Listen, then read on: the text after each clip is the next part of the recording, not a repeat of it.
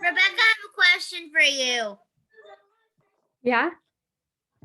Is the gold award really made out of gold? I don't know. That's a good question. Maybe look on the Girl Scout website. Okay.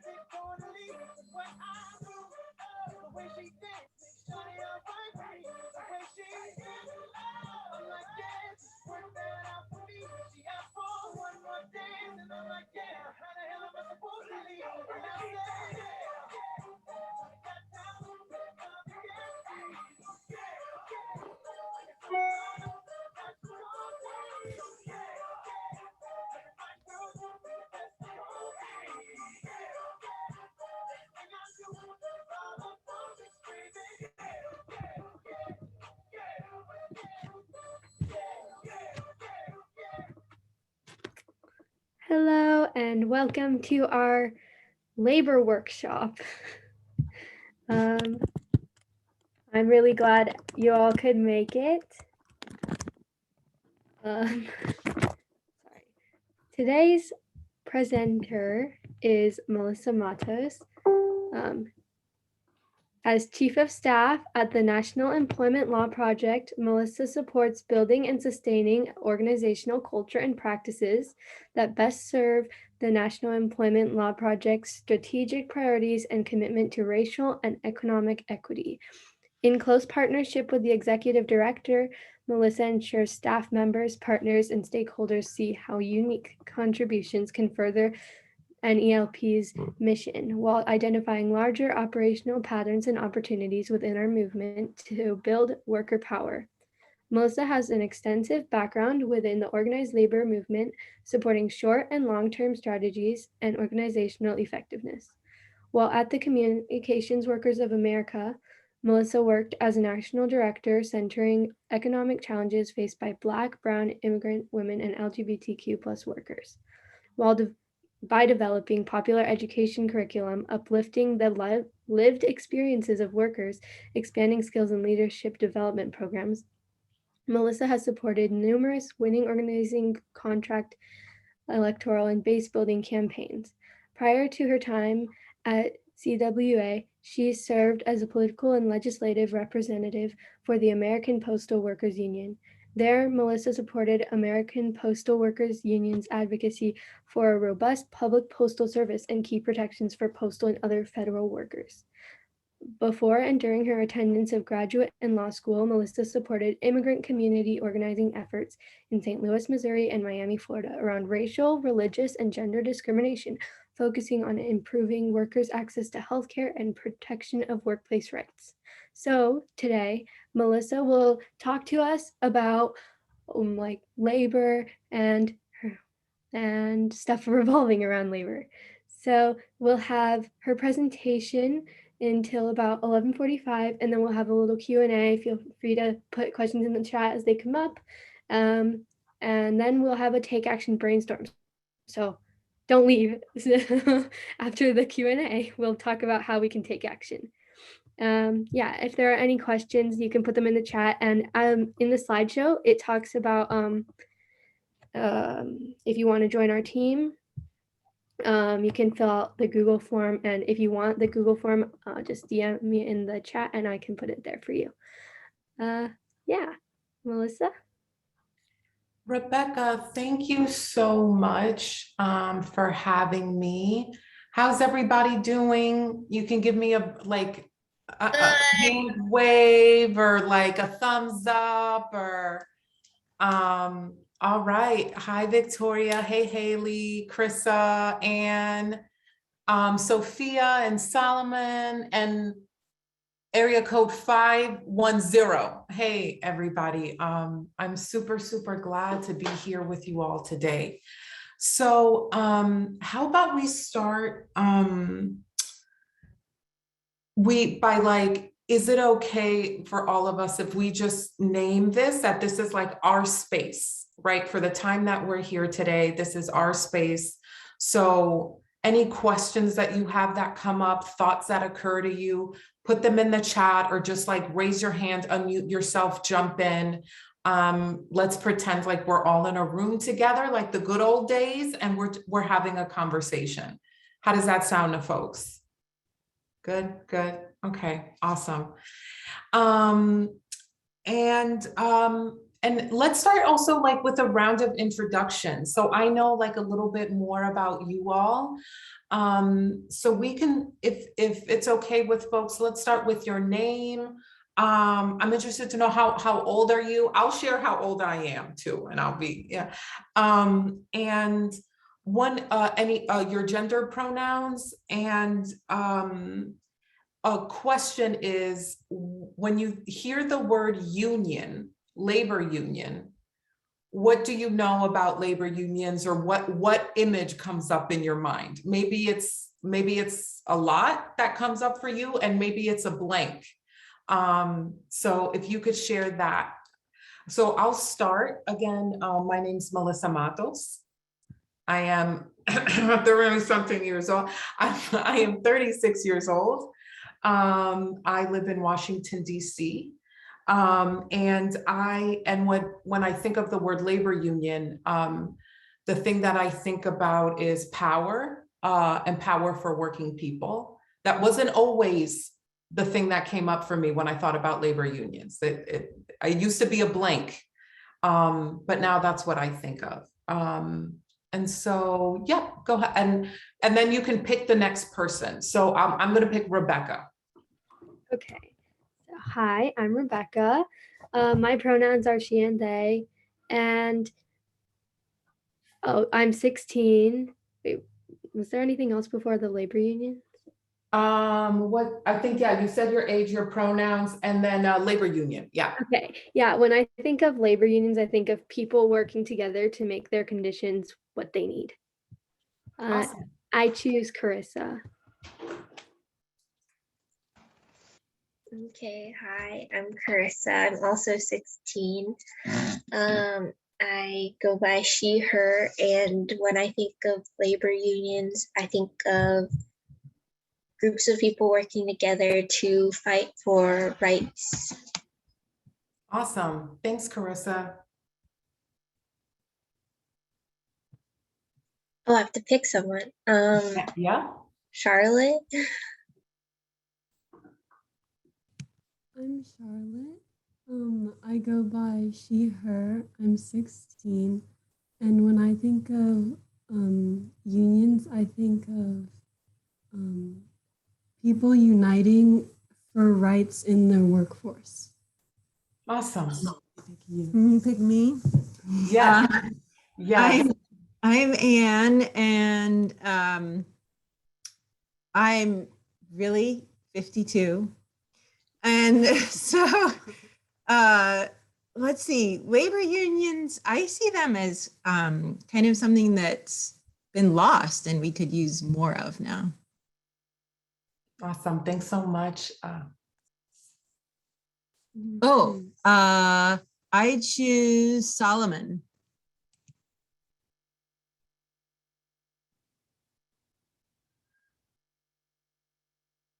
Oh, he answered in the chat. He says, I am a teacher and a proud member of a union. I'm in a noisy coffee shop listening in, so forgive the text as opposed to a voice reply. And I will expose him. He is 51. Oh, we telling all the business out here. Okay, all right. I All would right. make sure you did that, Rebecca. What? All right, Rebecca, since you're calling out people's ages here, how about you pick the next person again? Okay, I'll choose Victoria. Hey, Victoria. Hey, Victoria. My name is Victoria. I am 12 years old, and my pronouns are she and her. And what about the union? Wait, what do you know about unions? They help fight for something. Okay. All right, I love it, Victoria. Why don't you pick who's there next to you? Maybe that's the. Okay, I am Margot, Victoria's mom. I'm 52 Hi. years old. Hi, almost 53. My pronouns are she and her. And my family has been active in unions, so I'm very excited about this. My grandfather was active in the United Farm Workers Union, Awesome. Cesar Chavez. And my dad was very active in the Social Workers Union. So it's been a tradition in our family. Unions are important to help workers get their rights, to have dignity, and basically all our human necessities. Awesome. Thank you so much. We're going to have you, you'll be speaking then in part of this impromptu on this workshop. Awesome. All right. So Who's I next? guess I'll pick Sophia Ireland. I'm Sophia. I'm 14. My pronouns are she and her. And when I think of a union, I think of people working together. Awesome. Thank you, Sophia. I choose Haley.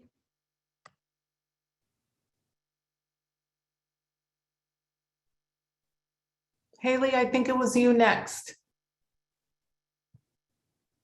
If you're talking, Haley, you might be you're on mute.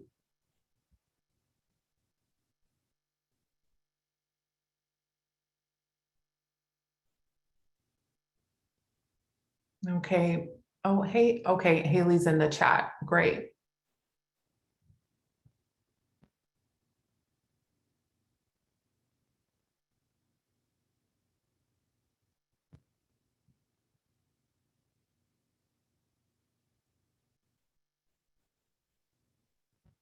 All right, and while Haley might be writing in the chat, do we want to go to area code number 510?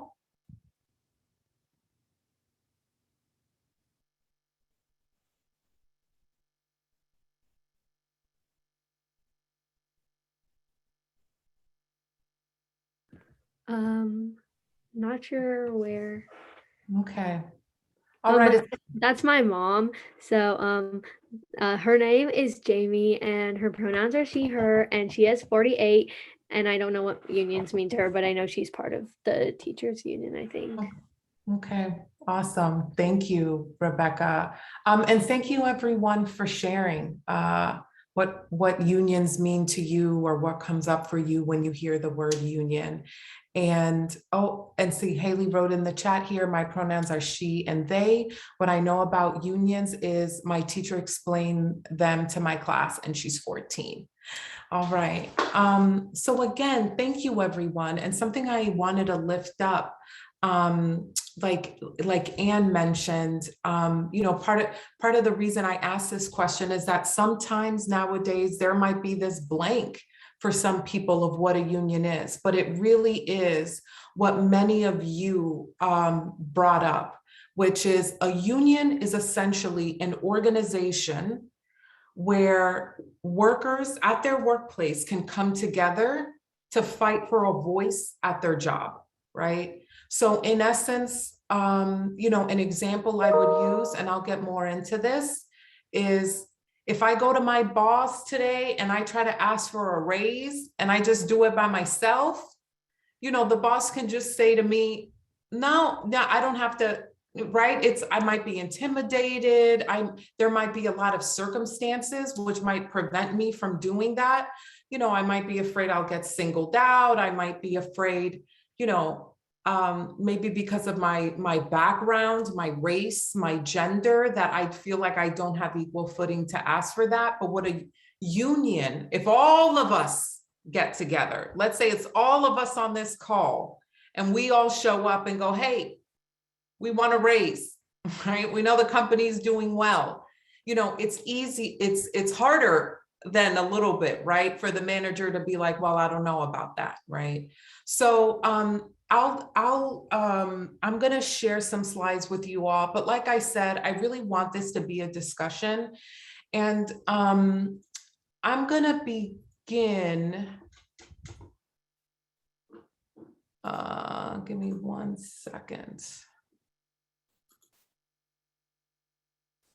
Do you all see that? No.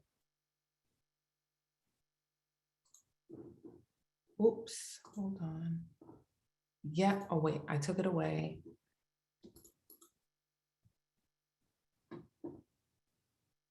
There we go.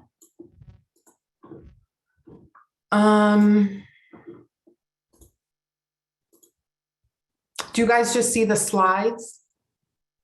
Yep. Okay, great. So, you know, like I mentioned, I'm excited to be here with you all today, and really to think about, which I know this is like part of the goals of you guys meeting all together, is to think about how do we move people to make change, you know, and so that is something, you know, making change is something that can happen in many ways. It can happen in our schools, right? It can happen at the community level. It can happen within organizations that we're involved with locally, like just having this call today, like we are all going to be learning together, right? And that's something that brings about change. But a way in which there can be change for people is also through a union. So I'll talk a little bit about that. So our agenda for today, is, and we'll have some time for some group discussion, is to think about this word organizing. What is organizing, and what are some skills we can practice, and what are roles of an organizer? And I really wanted to talk about this concept of organizing because it's like the fundamental way that, like, basically me and you, or you and your classmate, or one day you and your coworker, or one day maybe you and someone at your church or your synagogue or your mosque or on your block, like have a conversation where you guys can decide, you know what, hey, we think that something can change here or something can be better, right? And then moving to action. So I really want to talk about organizing. And then I'll talk a little bit to take us through a very basic discussion of, you know, how is it that a union works? Like, what's the structure and what's the function? Because that sometimes can be a little unclear, so I can answer any of those questions. And then also, let's talk a little bit about some challenges and opportunities that come to, when it comes to what you all mentioned, which is people coming together, right? How does that sound to you all? Thumbs up, sound good, heart emojis. I also accept heart emojis, all that kind of stuff. So, all right. Okay, so we're going to be using two texts that I'm going to reference. I wanted to highlight for you all is this book called Secrets of a Successful Organizer and a book called Playbook for Progressives. So each of them I've used to help kind of build out the material that we're going to talk about today. And don't worry about writing those down. I'm going to make this presentation available for Rebecca so she can share it with you all afterward. All right, y'all, unmute. I want to see like unmutes going on.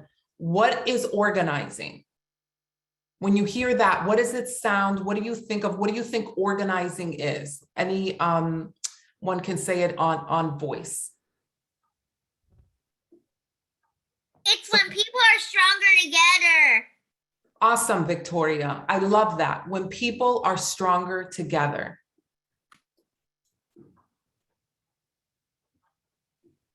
Sophia, did you have something? I saw you go off mute.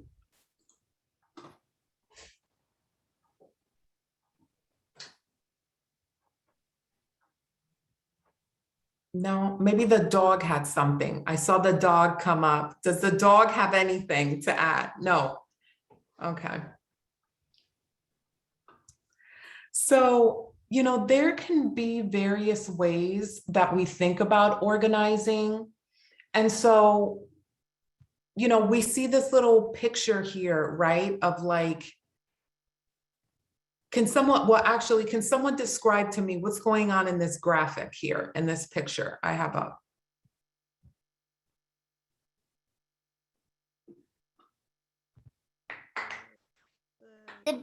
All the small fish are following the big fish. And from Okay. first they were in a giant clump, and now they look like a giant fish. Okay, thank you, Victoria. Yeah, because they organized. That's right, absolutely. Anyone else?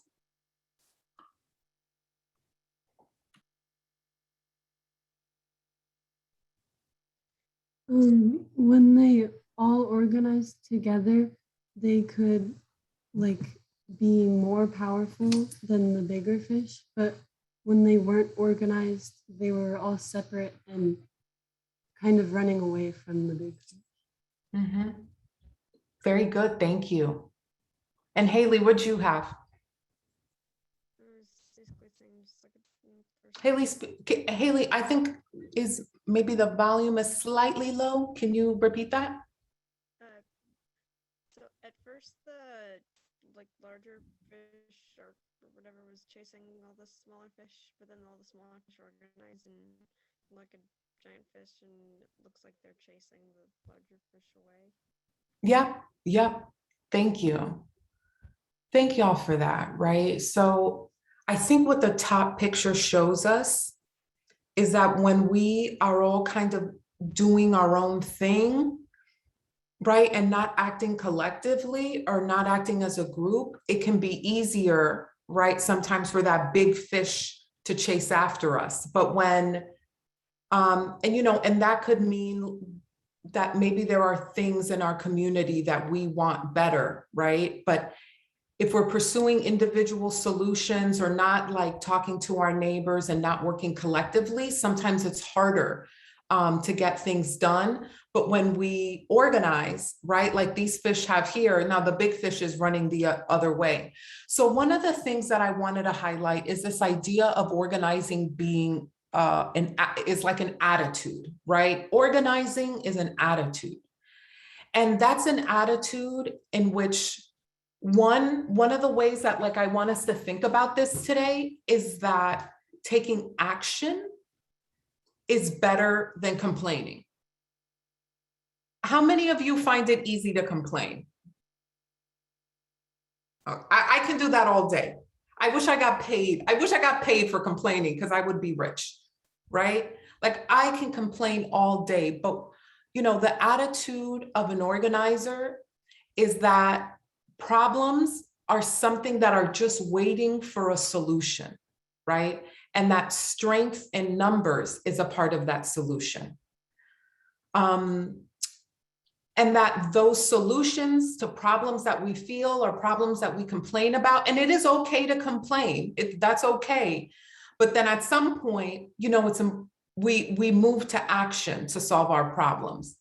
And so that an important part of this, right, as well, is believing that our solutions are together, that they're collective, and that we don't just take them as individuals, right? So when I lifted up the example earlier about, let's say, wanting a raise, or let's say, one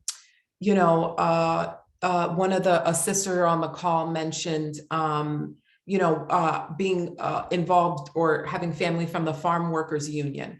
Sometimes some of the things that they fought for was the ability to get water while they were out picking fruits or picking vegetables, or the ability to use the bathroom when they wanted, the ability to get a fair wage for the work that they did. right? And if it's just one person coming up against a corporation or the boss, you know, that is usually going to be much harder than to like make a change than it would be if everyone acts collectively. And so, you know, another part of this attitude is the idea that people can be brought together so that we can make things better. Does anyone know what the word apathy means? Apathy. Like, Haley? like not caring about something. Yeah, showing yeah. emotion towards something, neglecting it or whatever. Yeah, Haley, very good. What's one of the things that like when we try to make a change that can happen when we go out and talk to folks? What's one of the first problems sometimes we can run into?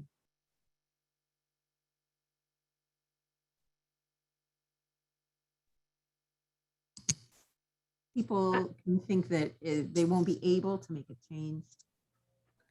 Yeah. Yeah. One of the issues I run into when I'm organizing is people are like, why does it matter to me? Like, it doesn't affect me. Yeah, that's really good. And I've encountered that myself, right? Where I'm like, man, you know, we win and we're trying to talk to these folks, and there's this issue with the garbage collection in this area that's not getting fixed. I'm talking to people, but nobody cares.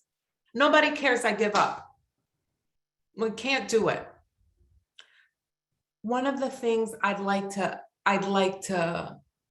I know I needed, right? So that's why I'm sharing with you all today, is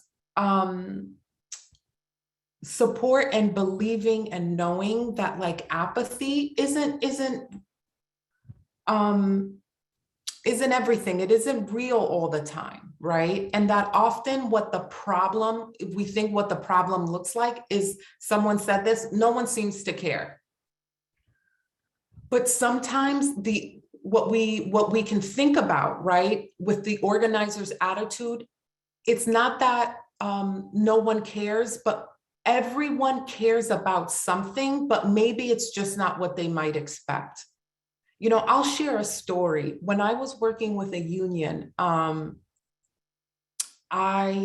was down in Mississippi once. I was in Jackson, Mississippi, and I was out on the side of a highway, okay, talking to workers who worked for the city of Jackson, the guys that maintain the roads out there.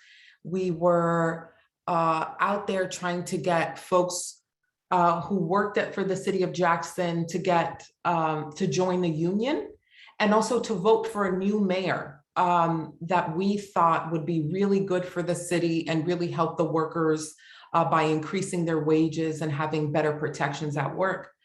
So I see this one guy, I remember his name was Troy, and people were like, don't talk to Troy. Troy is never going to join the union. Troy is like not interested in getting involved. Don't talk to him, right? And so I went over there. It's hot, y'all. It was hot, okay? And I'm on the side of this highway. So I'm going over and I'm like, I'm going to talk to Troy. Like, I got this. Don't worry about this. I got it. So I go to talk to him, and man, he was not trying to hear me. I was like, hey, Melissa, I'm from the union. Bye. And I'm like, what? Man, this guy doesn't care. This guy, you know. I eventually ended up talking with Troy and asking him like several questions. And you know what? He had no problem with the union. No problem with the union, and no problem. He liked the guy who was running for mayor. So that wasn't the problem. You know, the problem is that he had other issues he cared about, but no one was talking to him about that, right? And so I was so busy trying to come up with my own story in my head to talk to him that I didn't know that really what was bothering him was that one time he went to the union hall. They were giving away free book bags for children. And when Troy showed up, they had run out of book bags. and nobody said anything to him. And so he was like embarrassed in front of his kids. And that's why he didn't want to hear about the union. But I was so busy not listening. Do you know what I mean? That like what Troy's issue was, I wasn't able to address it. So sometimes what we think might be, oh, that it's that someone doesn't care, is that we actually need to take the time to listen and ask before we make assumptions about what people think. Does that make sense, you guys? Yeah, okay. Sometimes it's not apathy, but what it is it's hard for people to see how things can change.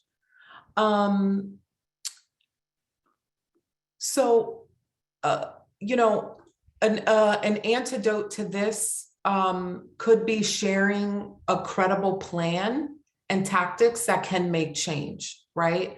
So if there's an issue coming up in your community, maybe it's around schools, maybe it's around issues that have to do with the water in your area, or parks, or whatever might be something that's coming up. Maybe it's sometimes hard for people to be, that's never going to change. It's always been that way. But being able to talk to people about something that seems approachable can help. And then sometimes it's not apathy, you know, when we think, no one is going to do anything. I asked people to join this meeting. I asked someone to do this and no one wants to do anything.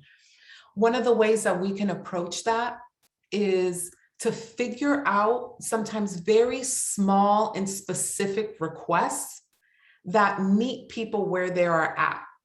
So for example, maybe I ask Haley, listen, Haley, I want you to put on this whole event. I want you to get 500 people to come to this rally, and I want them to be all in matching shirts with signs. I want you to get the mayor there, and I want you to get us on TV. Haley, you gonna do it? All right, let me know, get back to me. Haley's like, nah, right? If Haley sees me calling, she is hitting voicemail, right? And so one of the things that I can do, right, is like actually ask Haley, how much time do you, hey, listen, there's this issue going on. Are you interested in it? If she is, hey, Haley, how much time do you have? Are you available for this? What are your skills? What are things that you think, you know, you enjoy doing? So maybe Haley's not interested in organizing a whole event, but maybe she's good at designing. Maybe she can make the flyer, right?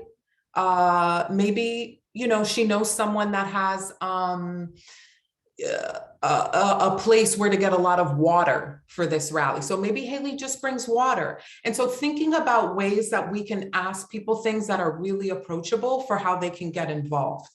So maybe it's not, and I think one of the things that comes up with young people is like, hey, how about, you know, if I'm asking for money, well, if we don't really have money as a resource, there are other resources, right? There's our creativity, our time, you know, our ability to bring others along. So that's something to think about. And so one of the things that I just really want to highlight is listening. Oh my gosh, I know I'm talking a lot and soon we'll turn it on, right? So I'd love to listen to you all. But listening.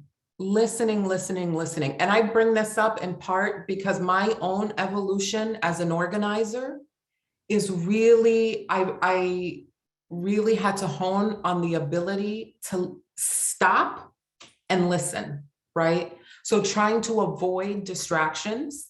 I'm putting down my phone, right? I'm not looking at the phone, which I'm like attached to. I'm not thinking about what I have to do later or what I got to do tomorrow, or I'm like centered listening to someone when they're speaking.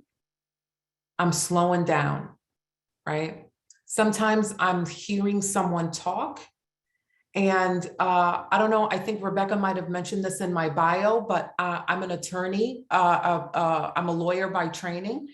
And sometimes when someone is talking, my brain has the tendency to think about, what am I going to say back? How am I going to respond? But just stepping back and just really listening helps. not interrupting, right? Really taking time to hear someone's full story. Being open-minded to what folks share. It can be easy. I don't know if this happens for you guys, but sometimes if I hear something I don't like, I'm like, oh, what's that? But instead, just keeping an open mind, practicing empathy. Sometimes people need to just share what's going on or maybe what their story is. So don't discourage folks from doing that. And, don't judge and just listen openly to what folks may be sharing. Show that you hear what they're saying, either by like nodding your head or having good eye contact, asking good follow-up questions, and then looking for common values, right? Does this person believe in, do they have, let's say maybe their values are, around family, around education, around a religious practice, around certain beliefs, or maybe it's a part of their identity or who they are.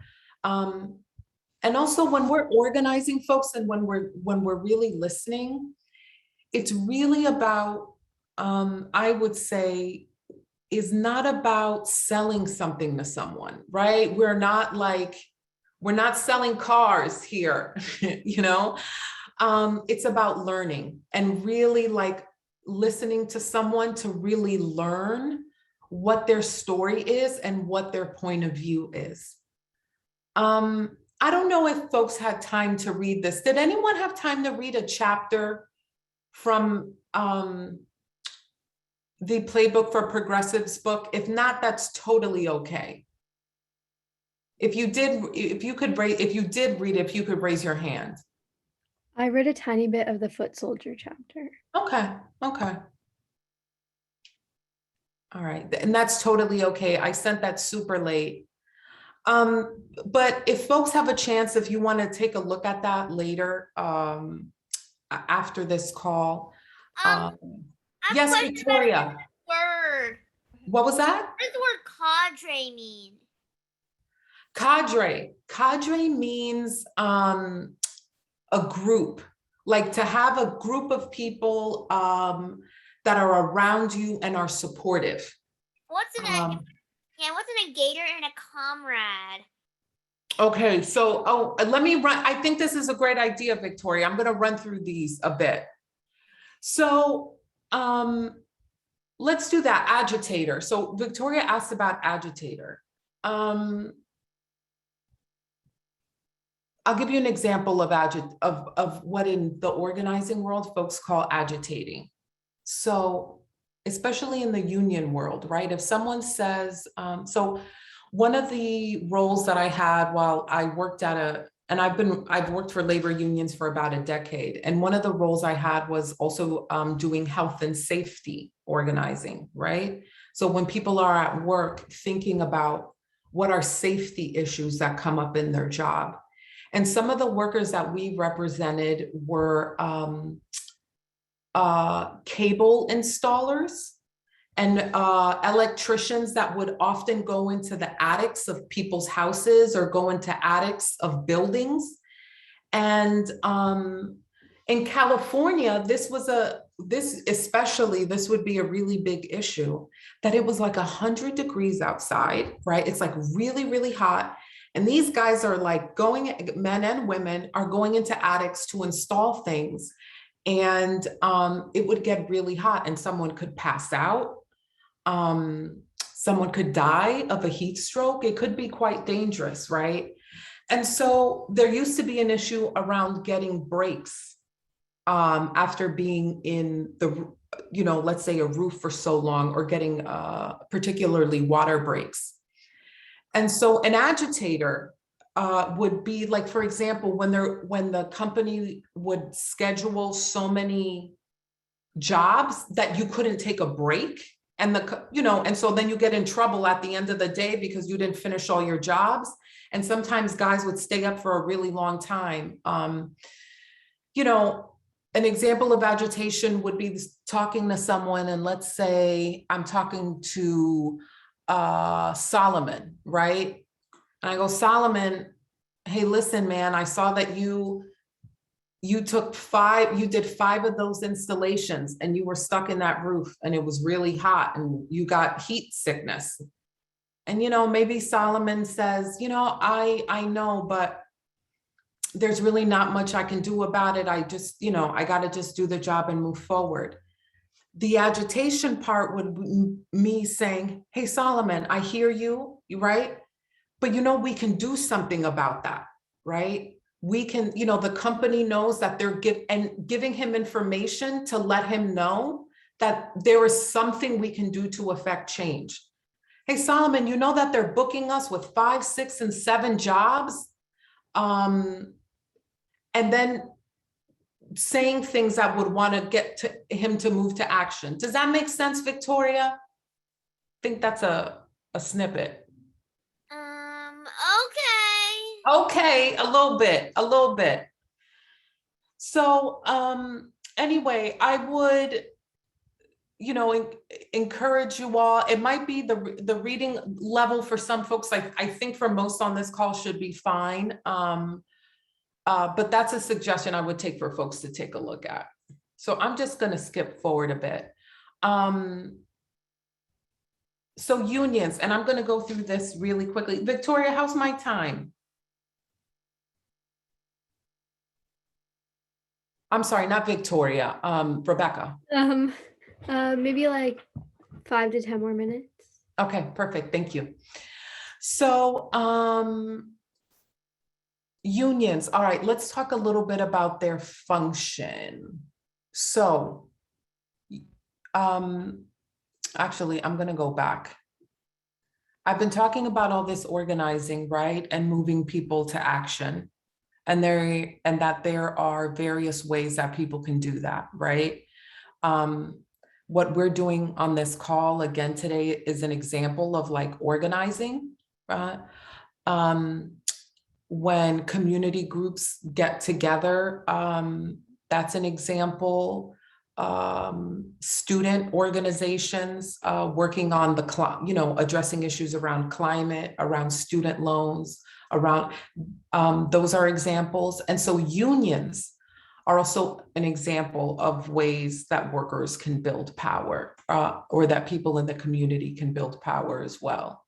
So what particular things about a union that make it a little different from other types of organizations is that it allows workers at the job to have legally binding protection from unilateral employer action. So that's just like a lot of words to say that legally the workers have a right to come together and have a single voice when dealing with the boss at work. So workers can collectively bargain to influence, and someone said this earlier, influence their working conditions and their pay with a legal contract. For those of us who are young at heart on this call, there are some, we may be aware of some exceptions to that. There are some places that don't have contract representation, that don't have contracts, but workers are able to organize for power in other ways. But here we'll just focus on workers with a collective bargaining agreement. And so the union helps represent workers if there's unfair discipline or violations of the contract. So what a contract does is that, let's say all of us here, we're in a union, Victoria, Sophia, Haley, Anne, Rebecca, Solomon, we're all in a union, and Carissa.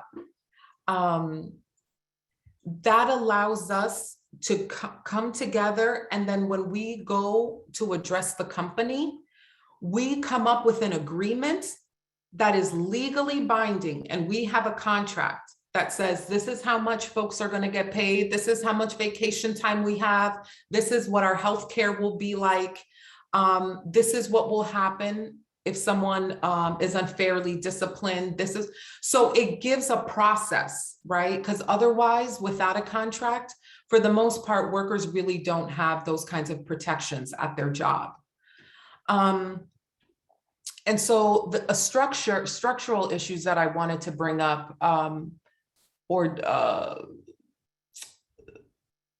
the way that unions are structured. A point I wanted to bring up is that before 1935, unions actually used to be considered illegal criminal organizations. It was like illegal for people to get together and to try to fight for rights for their rights in the workplace. And so in 1935, the National Labor Relations Act was passed, and unions then had the legal recognition following the NLRA to represent workers on the job. Unions today are normally broken up by having a national union that sort of like helps oversee the whole, their locals in different states or cities. And then local unions are the ones that are the, let's say, like regional offices, I guess I would call them, that help support workers at the state level or at the city level, you know, wherever they are. Unions have a democratic structure. So, and different unions are structured in different ways, but for the most part, unions have to elect their leaders. They have to vote for them. They have to vote for the contract. So even, let's say, all of us, when I used the example earlier of having a contract with our boss, we also would have to vote and say, hey, we like that contract, right? If people aren't happy with the contract, you know, you say, nope, I want to go again. I want to, you know, I think we can get better, right? So it's a democratic structure. And then unions typically work to organize, right? To do organizing and bring more people into the union. They do representation work, which means they represent, like I said earlier, people if in discipline cases or in cases where people are terminated or things like that, or there's a violation of people's rights under the contract. And then unions also often get involved in political action. So because politicians, right, and lawmakers make the laws that impact workers, unions also try to influence lawmakers to adopt laws and policies that are meant to help working people. And then stewards are, if anyone's heard the term steward, those are the people who, the folks that are in the workplace. It's usually just another worker like everyone else that helps support their coworkers when maybe there's some kind of trouble going on or some kind of issue. So just some I'm going to close with some challenges and opportunities, and then would love to have a conversation with you guys about this. Some challenges that we have is the growing power of corporate America in our election laws and in our economy. Some challenges that we have for organizing unions is myths about the economy and working people. Maybe that some people are more deserving about who gets paid more and who should have rights on the job and who shouldn't. And I want to point something out here, particularly as a person of color who's been doing this work for quite a while, is lifting up the issue of racism as being a real challenge to working people coming together. So rather than recognize, sometimes employers would like people to fall along racial lines, and that keeps working folks divided rather than coming together. So if we're broken up by, you know, race or immigration status, that can make us weaker. And then, oops.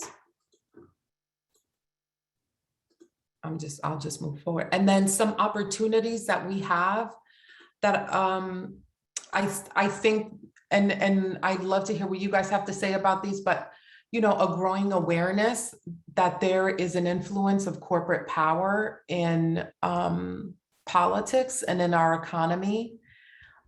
There's been a rise of political voices that are calling for deep structural change. So for example, you know, politicians that instead of asking, oh, how much interest should student loans be? Instead, there are people asking, why should there be student loans? Why should students have to go into debt, right? And so that there are people that are really asking very profound questions.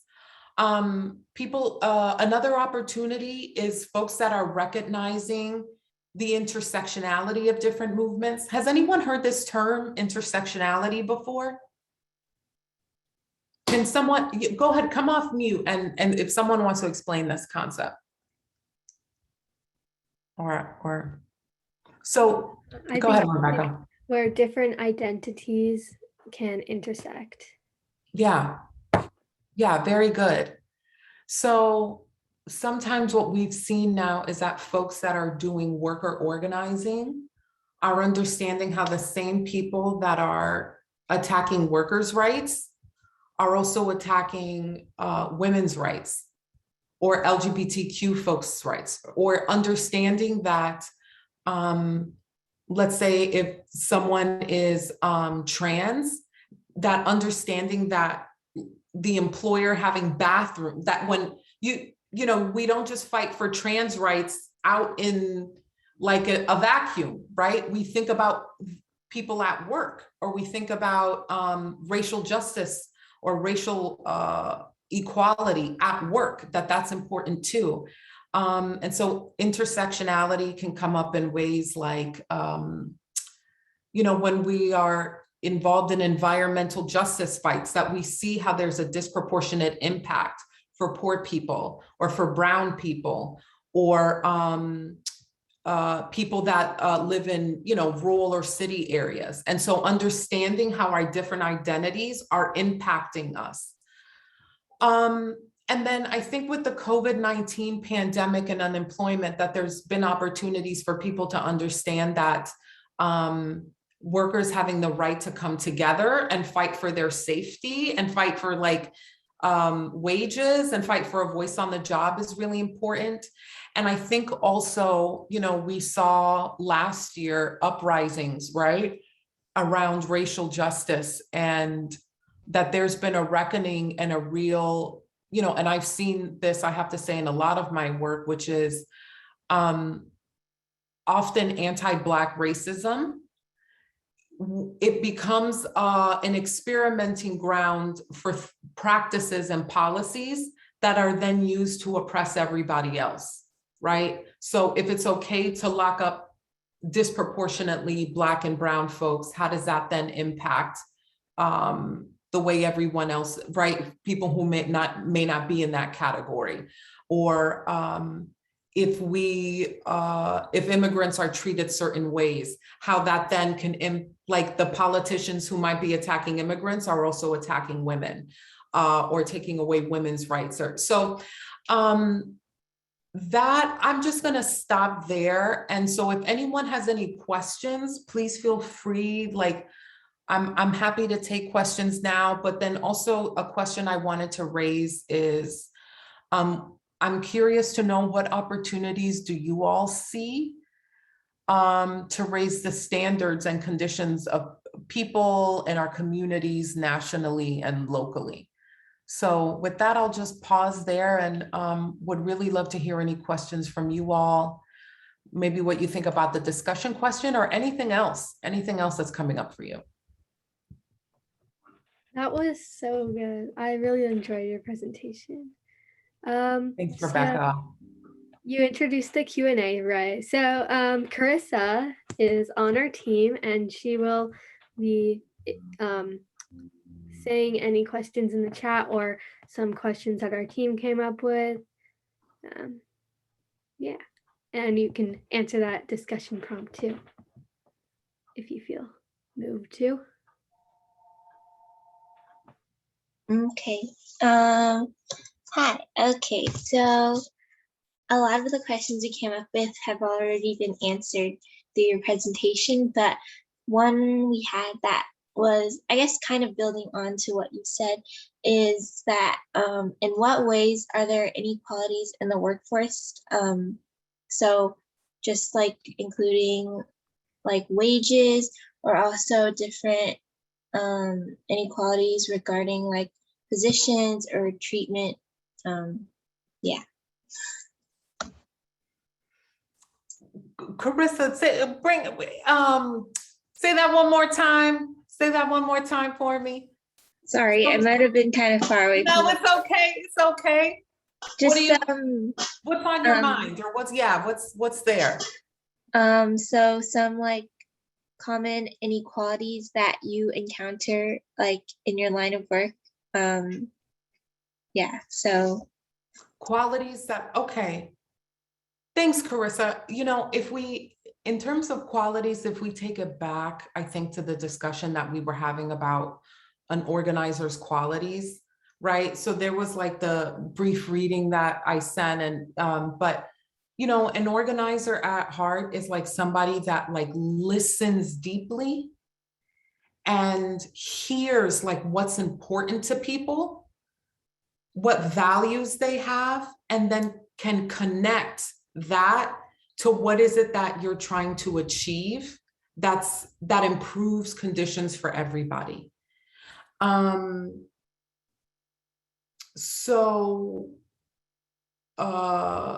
You know, if you have an issue around housing, maybe there's a housing issue in your area.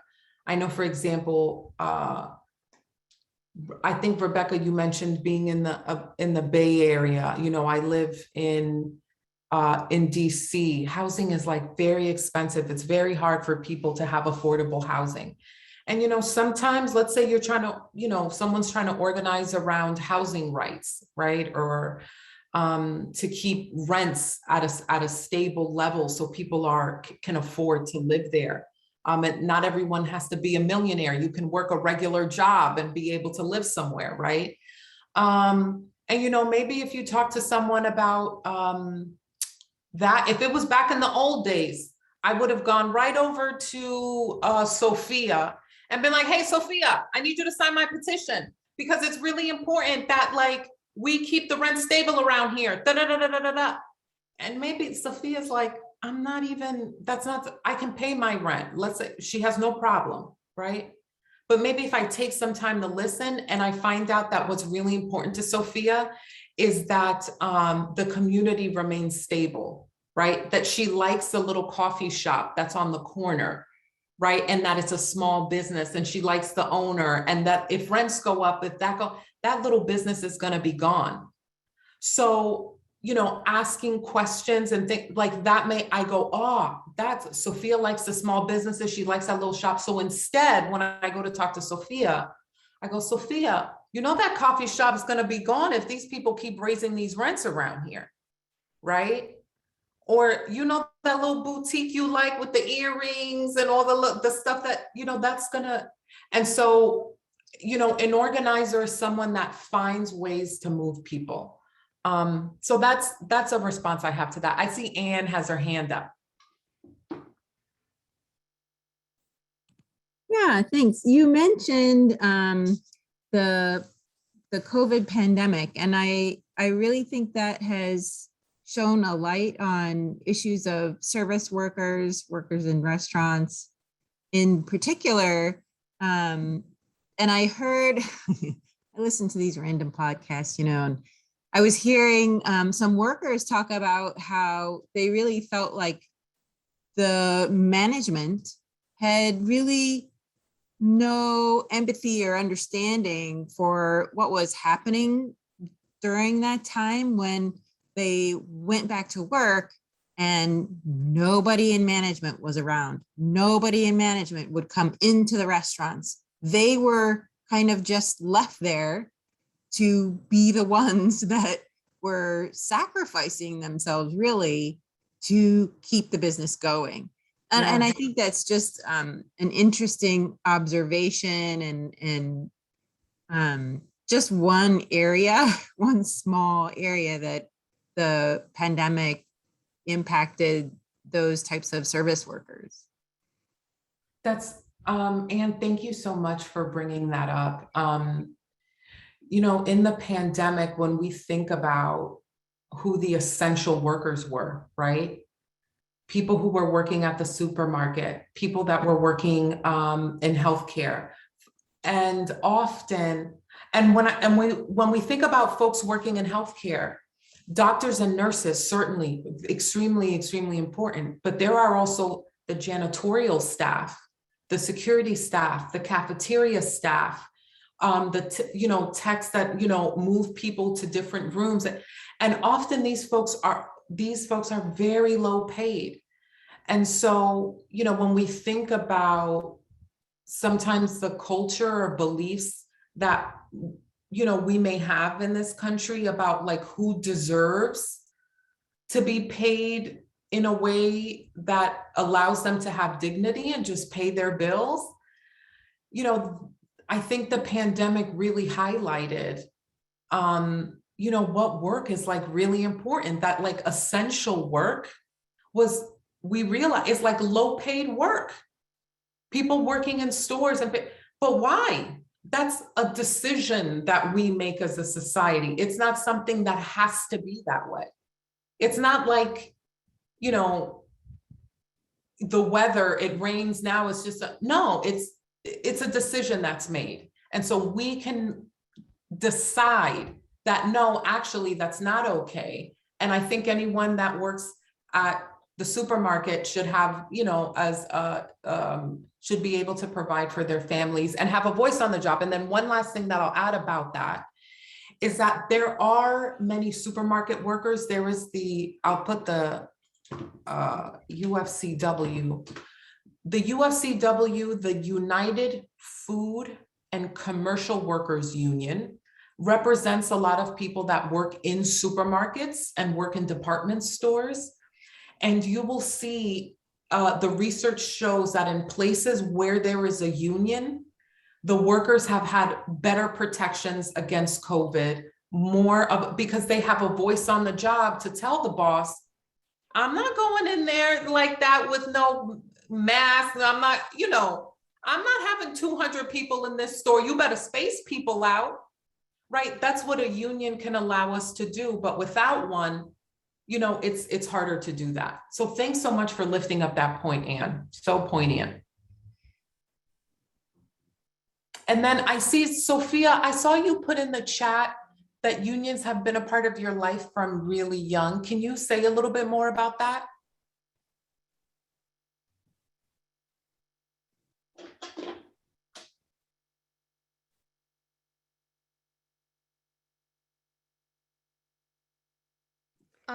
My mom put that in the chat, not me.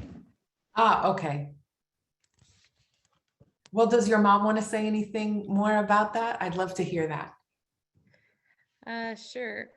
So growing up, I knew my dad was part of the teachers union, and one year they went on strike, and he was supporting the strike by, he would be on the picket line some of the days, and other days he would bring donuts to the people on the line, and they would bring coffee and sandwiches and support the people like that were out there on the picket lines, not going to work to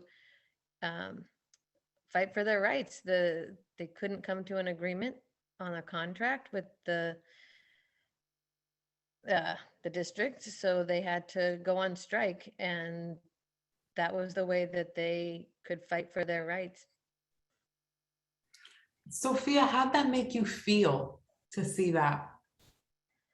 My name's Jamie. And I'm sorry. I mean Sophia's mom, but also Jamie, you are your own person. We recognize. No worries. No worries. Well, it made me proud that my dad was there standing up for the rights for himself and for all the people he worked with. Yeah. It did mean that our family didn't get his pay for the weeks. I think it was 6 weeks that they were on strike. So people have to sacrifice to get better working conditions sometimes. Thank you so much. It makes me also, as now an adult, appreciate the the unions and all that they do for working people. Thank you so much for lifting that up. And something I would add as well is, teachers' unions have been so important to even advocating for class sizes that are better for students. Teachers' unions have been also at the forefront of trying to keep schools safe. And their students safe. It's a passionate group of people. I'm like, my heart to, and love to your father for all that he's done. So thank you for sharing that.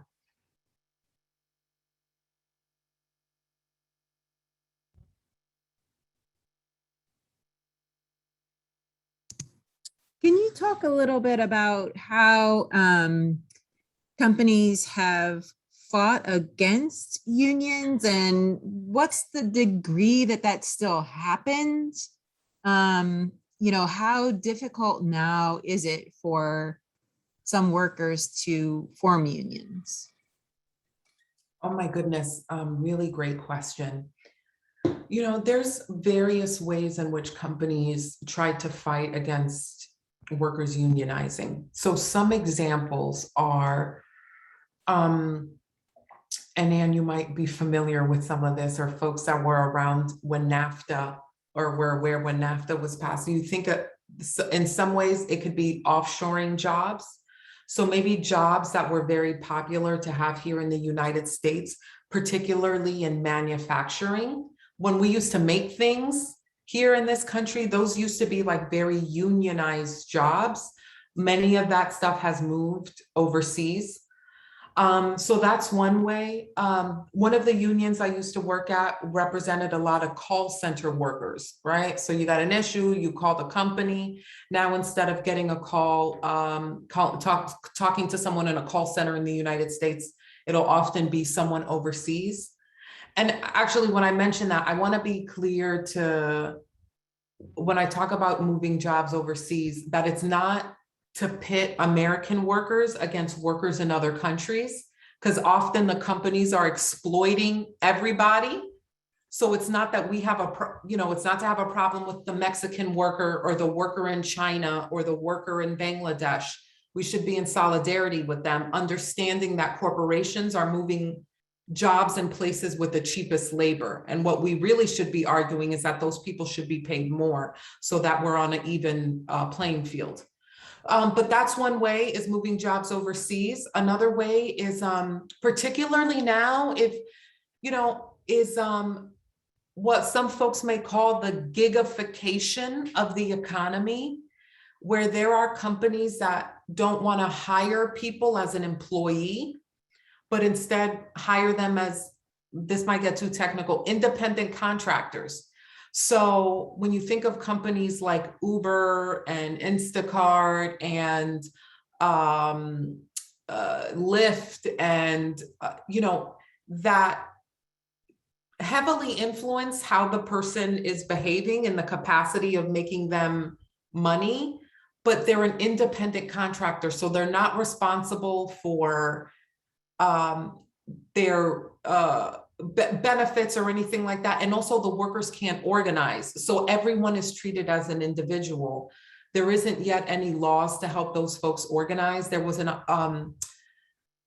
attempt to do that in California for all those people to be able to sort of like be able to be seen as employees so that they could organize. But that attempt was defeated, unfortunately. Some other ways, the laws that are passed, it is very hard to organize a union. You have to talk, so legally you have to, the process can take a long time. And often in that process, people may leave the company sometimes in the process of a union election. They're not allowed to do it, but they could, call people into a room and say, Rebecca, if you vote for that union, you might have to go. or, you know, that promotion you want is not going to happen. And so that's intimidation is a way often. And so, and usually there isn't much legal recourse. I mean, there can be sometimes, but it's very hard sometimes to pursue. And then you go through the elections process, and then you have to get a first contract. So it's not only winning the election for recognition, but then you have to go through the contract bargaining process, which if the company drags its feet, you know, when it's 2 years later and everybody's like, where's the contract? Where are the wages? Where, you know, people then lose faith in the union, and it can be quite difficult. But, and one last thing that I'll add, I mean, there is like so many ways, but this is the one last thing I'll add is the percent of workers organized in the United States, or people in like not in unions, makes it much harder to then get a union. So right now, only 11% of workers in the United States have a union. 11%.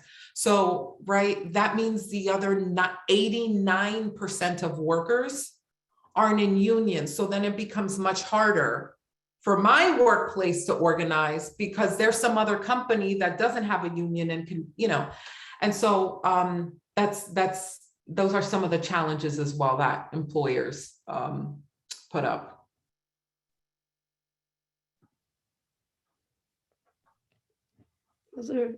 Are there any more questions from anyone? If not, we can go to our take action brainstorm.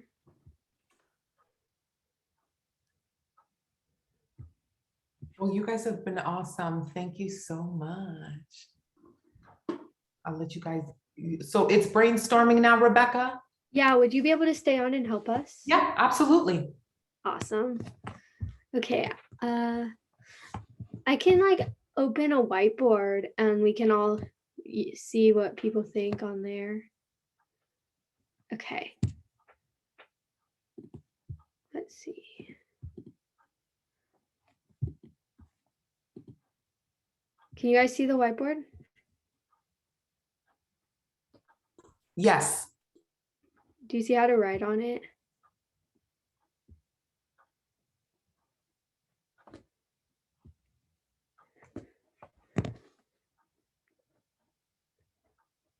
Do you guys know how to write on it? Okay, I see Carissa's writing on it.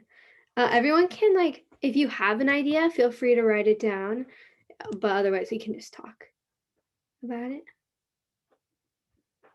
And you don't have to like take action today, but tomorrow saying, oh, I can do something tomorrow could turn into forever. Like then you're always saying that, but we want to take action soon so that there can be change, or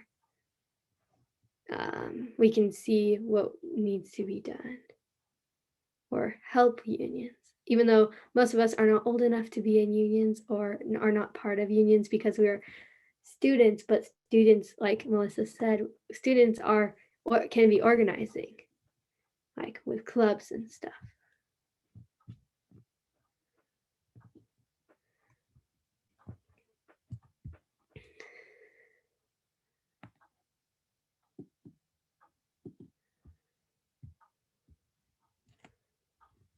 So if anyone has ideas about organizing for or taking action for labor or unions or anything, asking classmates what issues are important to them. So utilizing that listening technique.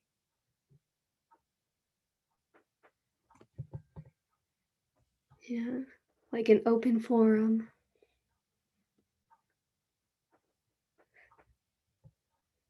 Our school has a journalism class, a newspaper, so we can write opinions in there and spread what we want to be heard. That's really, I think that's an effective way of getting a point to hire up people who have to listen. Anyone can unmute or no, or write in. can write in the chat, you can write in the whiteboard, you can just unmute.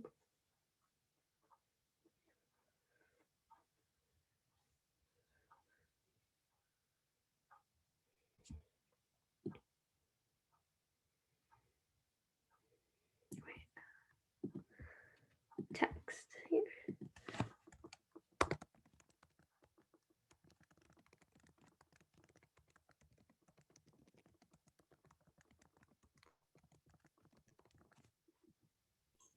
Oh, that's a good one. That's a really good one.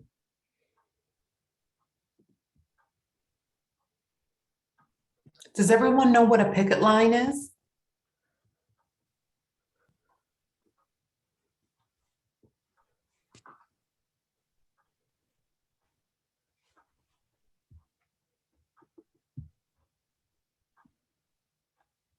So a picket line, if folks, I'll just throw it out there. Thanks, Haley. Yeah, sometimes when there is, you know what, well, never mind. You may see, here's an example. So there is a union for hotel workers. It's called Unite Here. I'll write it in the chat. It's the Hotel and Hospitality Workers Union. And sometimes, I remember once there was a, right, so these are the people that come into your room and clean it, the chefs, the people who keep the grounds, who maybe maintain equipment in hotels and resorts and things like that.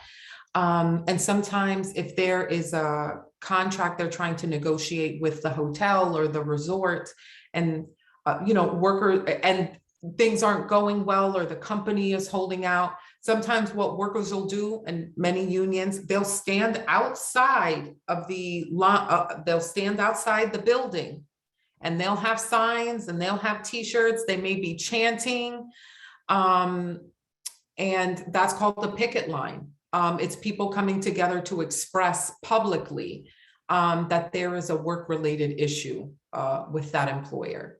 So, not crossing a picket line means that if you see workers in front of a building doing that, you would say, well, I'm gonna have to hold off on this until later, or I'm gonna have to go someplace else, but I'm not gonna cross workers who are trying to fight for their rights at the job. Yeah, I know Nabisco workers are striking right now. So people are encouraged, we're encouraged to not buy Nabisco products like Oreos, or not entirely sure what other products, but just to support their efforts in getting protection. That's really good. And I saw that Victoria, it looks like Victoria's off, but Victoria's mom had ties with the Cesar Chavez, I think she said. And, one of the ways that they moved people to action is they got the community involved when people that were picking grapes and were really in very rough conditions picking those grapes, they asked the community to boycott the grapes. And it was really Mexican workers and Filipino workers that often in society were like the least sort of cared for workers that were out in these fields. And they got the community to really care and to boycott those grapes. And then finally, when the grape company, Delano Grape, lost enough money, they became willing to negotiate with the workers over having better pay and better working conditions. Mm-hmm.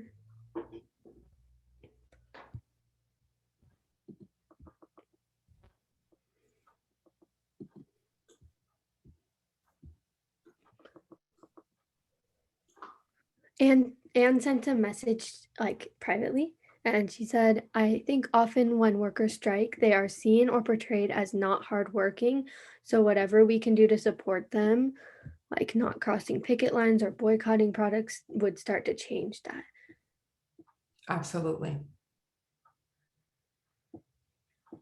I'd like to add here, many of us live in Castro Valley, and I've noticed over the years that often at our local Safeway, there are people out on the corner boycotting or well, picketing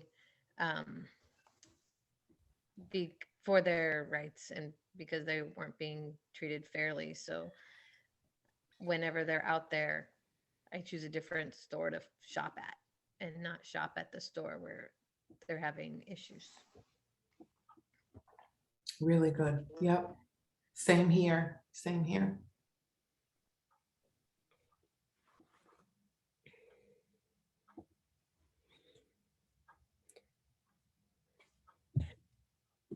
So that was I think that was a good discussion about like what picket lines are and why not we shouldn't cross them, and using our listening skills to make sure everyone feels connected to the issue.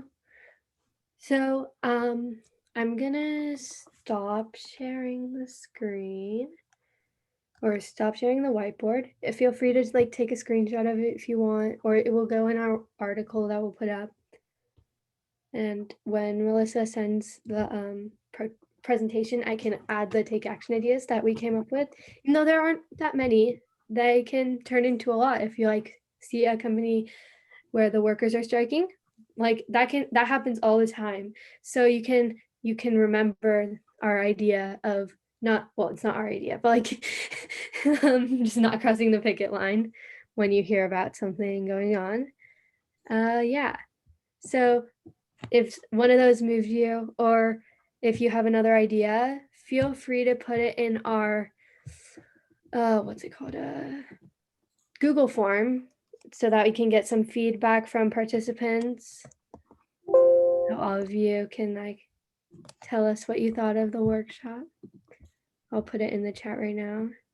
So if you could all fill that out. Obviously, Melissa, you don't have to. Here it is. Yeah, thank you all so much for coming, and thank you so much, Melissa, for your wonderful presentation. Thank you, Rebecca, and thank you all. I mean, just this work that you're doing, this is incredible, incredible. And you all are like awesome, each and every single one of you, for being here on a Saturday and like learning, and like I'm like excited to hear about you getting out there, agitating, moving people, listening, and really making changes that are like important for you and your classmates in your community. So just thank you so much for letting me be here, and for the parents that are here supporting and creating their space for everyone here, for these young people. Thank you. Thank you all for coming. Bye. Thank you.